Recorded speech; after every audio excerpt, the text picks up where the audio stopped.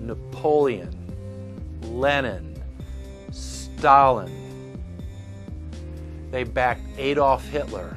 They backed Franklin Delano Roosevelt. And they are backing right now Barack Obama.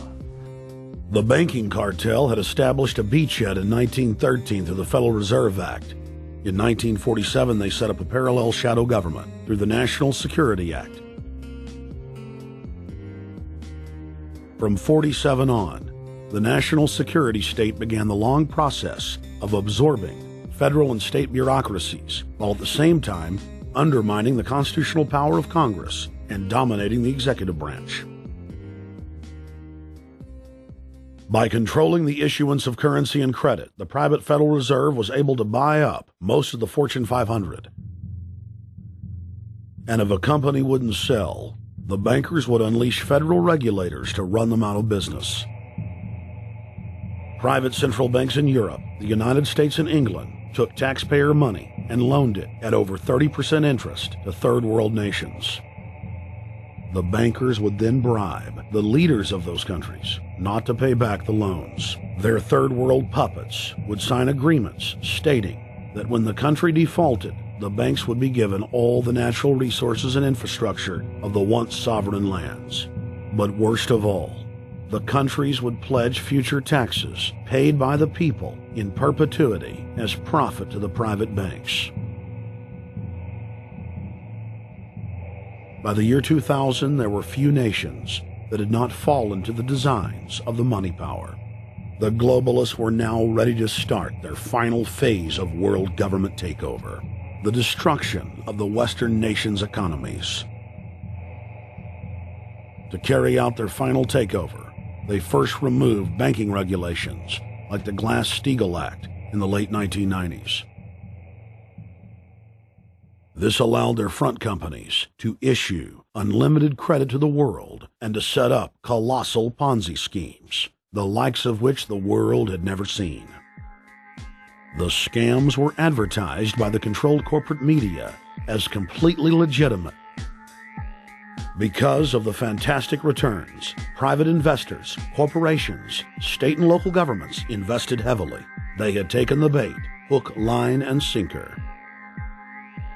To destroy confidence, in late 2007, the bankers themselves began to badmouth the scams they had created.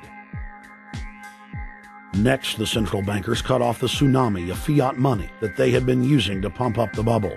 When Congress and the public refused to write the finance oligarchs a blank check, the bankers began to engage in financial terrorism. They said that the world would go into another Great Depression unless their demands were met, further destroying confidence. The stock market instantly had its biggest one-day loss in history, but even that wasn't enough to force Congress to capitulate to the offshore banks. Senator Inhofe of Oklahoma and Congressman Brad Sherman of California, amongst others, told the world that the entire Congress had been threatened with martial law by the White House and the Treasury Department if they didn't pass the so-called banker bailout bill. The only way they can pass this bill is by creating and sustaining a panic atmosphere. That atmosphere is not justified. Many of us were told in private conversations that if we voted against this bill on Monday, that the sky would fall, the market would drop 2,000 or 3,000 points the first day, another couple thousand the second day, and a few members were even told that there would be martial law in America if we voted no. That's what I call fear-mongering. Unjustified. The final version of the bill was kept secret from the Congress until minutes before the vote on October 3, 2008. The Federal Reserve had promised total transparency, that every dime would be accounted for. To Democrats and Republicans who've opposed this plan, I say, step up to the plate. Let's do what's right for the country at this time, because the time to act is now. To prevent the possibility of a crisis turning into a catastrophe. After its passage, the public learned with horror that the bill was really a financial coup d'etat by Wall Street. The bill didn't just give $700 billion to the banks. It was a blank check. And as of February 2009, $9.7 trillion has disappeared into a black hole. Within 24 hours of its passage, Secretary of Treasury Henry Paulson said they were no longer going to use the money to unfreeze the mortgage market by buying bad debt. We went to Congress. Illiquid assets look like the way to go. As the situation worsened, the facts change. I will never apologize for changing an approach or strategy when the facts change. Paulson has, in the meantime, admitted that the subprime mortgage crisis is not the cause, really, of the breakdown of the entire world banking system and the bankruptcy of most of the banks in London and in Wall Street. He said, oh, we're going to buy up toxic assets, but we're not going to worry about subprime mortgages. What he's talking about is derivatives. Derivatives are the center of the crisis. He went on to say that where the money was going was a secret. I believe that banking institutions are more dangerous to our liberties than standing armies. If the American people ever allow private banks to control the issuance of their currency, first by inflation, then by deflation, the banks and corporations that will grow up around the banks will deprive the people of all property until their children wake up homeless on the continent their fathers conquered. The issuing power should be taken from the banks and restored to the people, to whom it properly belongs. Thomas Jefferson, 3rd President of the United States.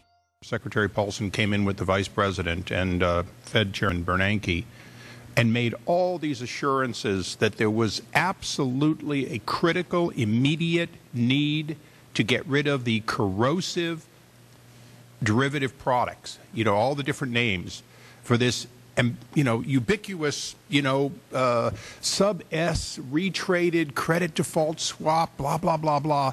Okay? But they talked about them as though they knew what the hell they were. You got the money and you immediately said, what items, what auction? Now, the Treasury just basically cut that out of the bill.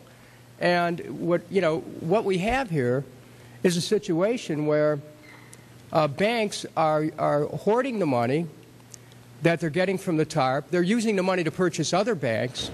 And all of a sudden, the Treasury sent a signal to the banks, forget about it. We're going to give you the money that you want, and you do what you want with it. Unless you direct it specifically, it's not going to happen. I don't think anyone questions, Mr. Kashkari, that you're working hard. Our question is who you're working for.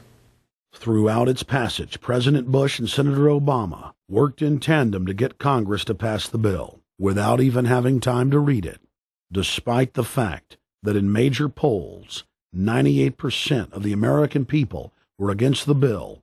The leadership in both parties were for it.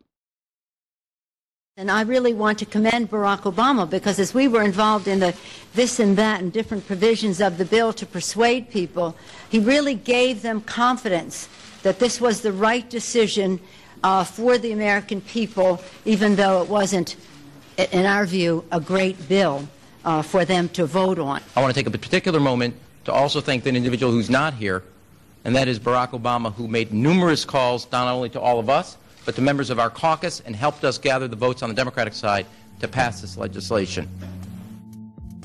Bank heads then bragged to the press that they were hoarding the bailout money and using it to buy up smaller, healthy banks and insurance companies.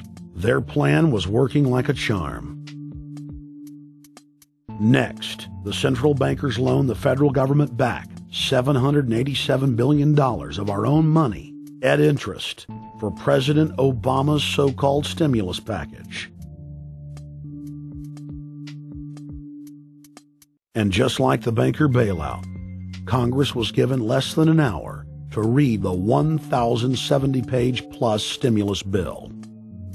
Barack Obama, who had pledged on the campaign trail to wait 5 days before a bill could be voted on so that the Congress and the people could have a chance to read it, said that the stimulus was too important and it had to be passed before anybody could see it or read it, or the crisis would turn into a catastrophe. Doing little or nothing at all will result in even greater deficits, even greater job loss, even greater loss of income, and even greater loss of confidence. Those are deficits that could turn a crisis